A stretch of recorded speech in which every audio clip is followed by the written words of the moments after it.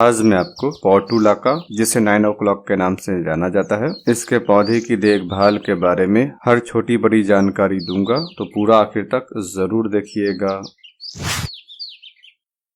Portulaca की 3 variety आपको आसानी से देखने को मिलेगी। एक तो ये है जो परमानेंट होता है, एक बार पौधा लगा देने के बाद सालों साल बचा रहता है। हाँ, सर्दी के मौसम में इसके पौधे में प्रॉब्लम होती है, जो मैं आपको आगे बताऊंगा कि विंटर सीजन में देखभाल कैसे की जाती है। इसे हम कटिंग से ग्रो करते हैं, और जो सीजनल होता है उसे हम सीड से ग्रो करते हैं और कटिंग से भी लगा सकते हैं।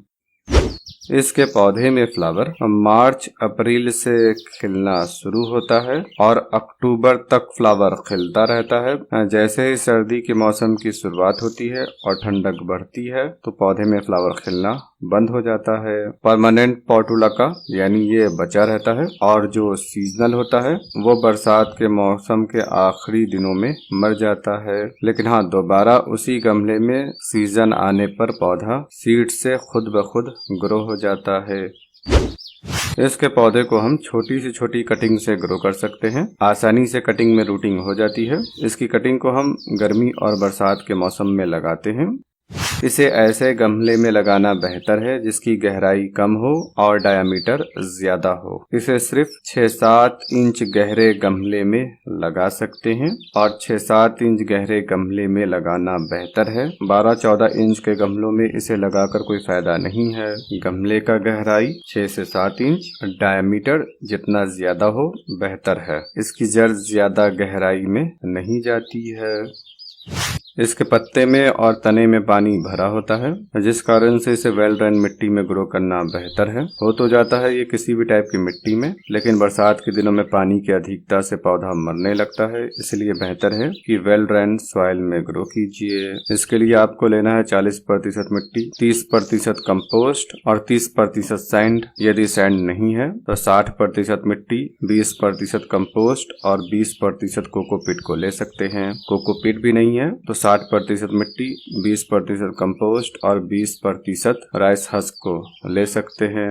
लेकिन इन तीनों टाइप की पोटिंग मिक्स में यदि आप पौधे को लगाना चाहते हैं तो नॉर्मल गमलों में लगाइए। यदि आप मेरी तरह हैंगिंग बास्केट में ग्रो करना चाहते हैं तो आपको ऐसी पोटिंग मिक्स का इस्तेमाल करना होगा जिसमें मिट्टी नहीं रहती है। इसके लिए आपको लेना है 50% कोकोपीट, 20% कंपोस्ट और 30% परलाइट। और दूसरे टाइप के पोटिंग मिक्स में आप ले सकते हैं 50% कोकोपीट, 20% कंपोस्ट, 20% परलाइट और 10% वर्मीकोलाइट। मैंने कोकोपीट, कंपोस्ट, परलाइट और वर्मीकोलाइट को मिलाकर लगाया है। पौधा सही से ग्रो कर रहा है और फ्लावर से भरा पड़ा भी है। इसे ऐसी जगह पर रखिए जहां पर पूरे दिन की धूप इसे मिलती रहे। लेकिन हाँ, मई और जून की तेज गर्मी की दोपहर की धूप से इसे बचा कर रखिए। बाकी महीनों में इसे पूरे दिन की धूप में रखिए। इसके फ्लावर में बहुत सारा कलर मिल जाता है। आप अपने पसंदीदा कलर के फ्लावर को लगा सकते हैं, और बेहतर है एक गमले में 2-3 कलर के फ्लावर को लगाइए। पौधा देखने में और ज्यादा खूबसूरत दिखेगा। इसके फूल की जिंदगी 1 दिन की होती है। 7-8 बजे फूल खिलता है और 11-12 बजे तक फूल मुरझा जाता है। इसके पौधे से अधिक संख्या में फ्लावर लेने के लिए इसकी सूट को मल्टीप्लाई करना होगा। जितनी अधिक संख्या में इसमें नई सूट निकलेगी, उसी हिसाब से आपके पौधे में अधिक से अधिक फ्लावर खिलेगा।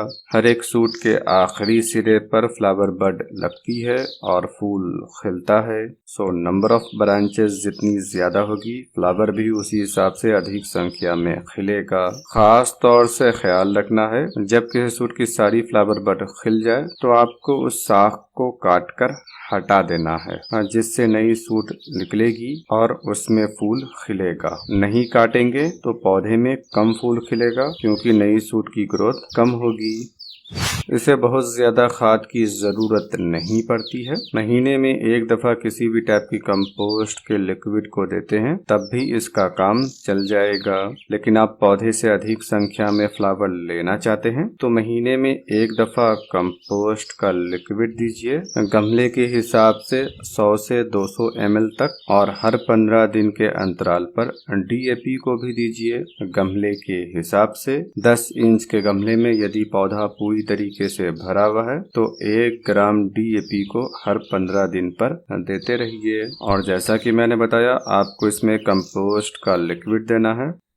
सीजनल पोर्टुलाका की जिंदगी फरवरी महीने से लेकर सितंबर अक्टूबर तक रहता है। उसके बाद पौधा खुद ब खुद मर जाता है, आप उसे नहीं बचा सकते हैं। लेकिन ये परमानेंट है, ये बच जाता है। तो आपको करना ये है कि सर्दी के मौसम में इसमें पानी बहुत कम देना है, क्योंकि सर्दी के मौसम में पौधा डॉर्मेंसी में चला जाता है जिसमें इसकी ग्रोथ रुक जाती है, पानी का इस्तेमाल हो नहीं पाता है। तो आपको पानी भी कम से कम देना है। फॉग पड़ रही हो तो पौधे को फॉग से बचा कर रखना है और ऐसी जगह पर रखिए जहाँ पर इसे धूप मिलती रहे। सर्दी के मौसम में धीरे धीरे इसका प्लांट मरता भी है, लेकिन आपको डरना नहीं है।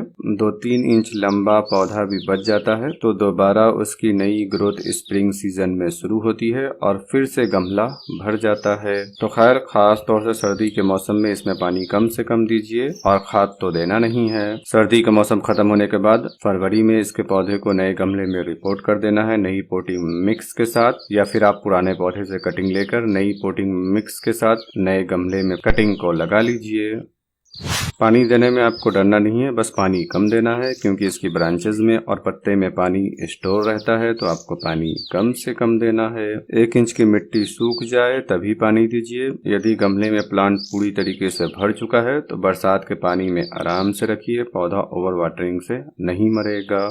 जिस तरीके से इस परमानेंट पोर्टुलाका के पौधे की देखभाल करना है, उसी तरीके से आपको इसके सीजनल पौधे की भी देखभाल करनी है। खाद पानी धूप उसी हिसाब से देना है। उम्मीद है आपको ये जानकारी पसंद आई होगी।